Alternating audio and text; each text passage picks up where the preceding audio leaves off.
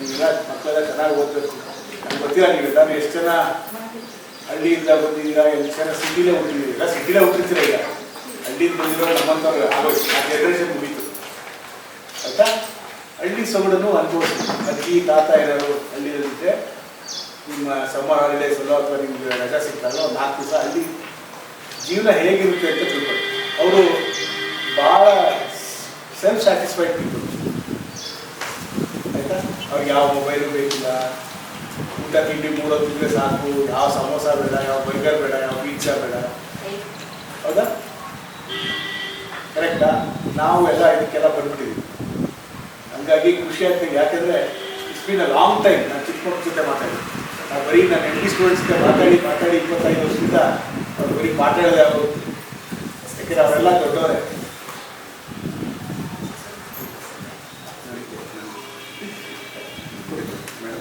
ನಮ್ಮ P T madam ಹಾಗಾಗಿ ಭಾಳ ಎಫರ್ಟ್ ತಗೊಂಡಿದ್ದಾರೆ.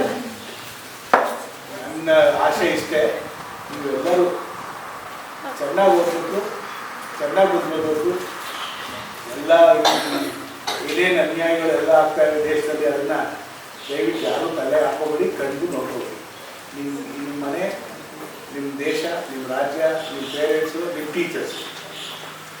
ಪೇರೆಂಟ್ಸು ಫಸ್ಟ್ ಗುರುಗಳಾದರೆ, ಟೀಚರ್ಸು ಮಿಕ್ಕಿದೆಲ್ಲ ನಿಮ್ಮನ್ನ ಮೌಲ್ಡ್ ಮಾಡೋದೇ ಗುರುಗಳು. ಹೌದಾ? ಒಳ್ಳೆಯದು ಕೆಟ್ಟದ್ದು ಎಲ್ಲ ಹೇಳ್ಕೊಡೋದು ನಾವೇ ಅಲ್ವಾ? ಮೊದಲಾದರೆ ಹೊಡಿತಿದ್ರು ಟೀಚರ್ಗಳು, ಈಗ ಹೊಡೆದ್ರು ಪೇರೆಂಟ್ಸ್ ಬಂದ್ಬಿಡ್ತಾರೆ. ಯಾಕಾಗಿಲ್ಲ, ಮುಟ್ಟಂಗಿಲ್ಲ. ಯಾಕ್ರಿ ನಮ್ಮ ಮಗನ ಹೊಡಿತೀರ, ನಾವು ಅಷ್ಟು ಖುಷಿಯಾಗಿ ಸಾಕಿದ್ದೀವಿ, ನೀವೇನು ಹೊಡೆಯುತ್ತೋ ಆ ಮಟ್ಟಕ್ಕೆ ಬಂದ್ಬಿಟ್ಟಿದ್ದಾರೆ. ಬಟ್ ಪೇರೆಂಟ್ಸ್ ಗೊತ್ತಿಲ್ಲ ಟೀಚರ್ಸ್ ಹೊಡೆಯೋದು ಯಾತಕ್ಕೆ ಅಂತ. ಹೊಡೆದ ತಕ್ಷಣ ಅವ್ರಿಗೆ ಕೆಟ್ಟವರಾಗಲ್ಲ. ಬುದ್ಧಿ ಹೇಳ್ತಾರೆ. ನೀವು ಟೀಚರ್ ಹೊಡೆದ ತಕ್ಷಣ ಮನೆಗೆ ಹೋಗ್ಬಿಟ್ಟು ಅಪ್ಪ ನಮ್ಮ ಟೀಚರ್ ಹೊಡೆದ್ಬಿಟ್ಟು ಡಮಾರ್ ಅಂತ ಬರ್ತಾರೆ. ಅವರಪ್ಪ ನೀವಪ್ಪ ಬರ್ತಾರೆ. ಮೊನ್ನಪ್ಪದವ್ರು ಕೇಳ್ತಾರೆ, ಯಾಕ್ರಿ ಹೊಡೆದ್ರಿ, ನಿಮ್ಗೆ ಸೇರಿಸಿದ್ರೆ ಕಷ್ಟ ನಾವು ಅಂತ ಅಲ್ವಾ? ಸೊ ಹೊಡೆದ ತಕ್ಷಣ ನೀವು ಯಾರು ಬೇಜಾರು ಮಾಡ್ಕೋಬೇಡಿ. ಎಲ್ಲೋ ಒಂದು ತಪ್ಪು ಮಾಡ್ತೀವಿ, ನಮಗೆ ಹೊಡಿತಿದ್ದು ನೋಡಿದ್ರೆ ನೀವು ಸ್ಕೂಲ್ಗೆ ಬರ್ತಿರ್ಲಿಲ್ಲ. ಹೌದಾ?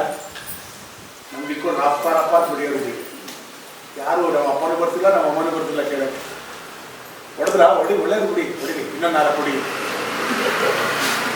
ಹಾಂ, ಇದು ನಮ್ಮ ಜನ್ರೇಷನ್ಗೆ ಆಯಿತು. ಇವ್ರ ಜನ್ರೇಷನ್ ಸ್ವಲ್ಪ ಸ್ಟ್ರಿಕ್ಟ್ ಆಯಿತು. ನಿಮ್ಮ ಗುರುಗಳ ಜನ್ರೇಷನ್ ಅವರು ಕಡಿಮೆನೂ ಹೊಡೆಯೋದು ಕಡಿಮೆ ಮಾಡಿದ್ರು, ಮಾತಾಡೋದು ಕಡಿಮೆ ಮಾಡಿದ್ರು.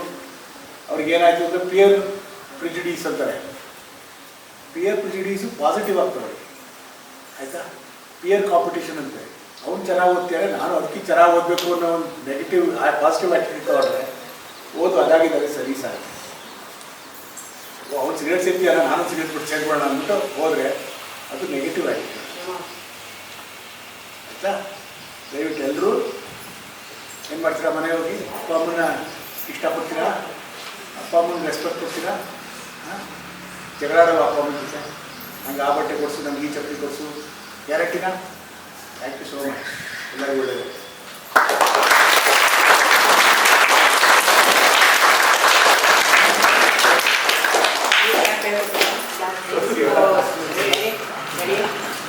ಯಾರು